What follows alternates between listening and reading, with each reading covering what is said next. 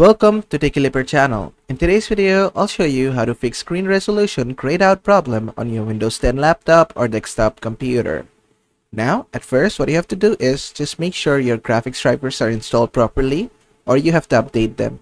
So, to update them, what you have to do is just right click on your start. From here, just go to the device manager. Then just expand this. From the device manager, you're gonna see display adapters. Just expand this section. Under here, you're gonna see your graphics card. So you need to update this driver. To update this, just right click on it and click on update driver. Then from here, just click on search automatically for drivers. As you can see, it says the best drivers are already installed. So just click on close.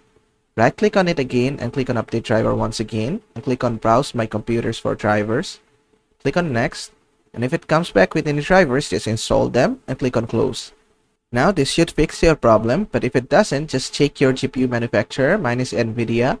So I need to go to NVIDIA's driver and download this model's graphics drivers and install it. If yours is from AMD or Intel, you have to do the same thing. So just go ahead and install the drivers and your problem should be fixed. And basically that is how to fix display resolution grayed out problem on your Windows 10 laptop or desktop computer. I hope this video was helpful. If it was, please give it a thumbs up and don't forget to subscribe.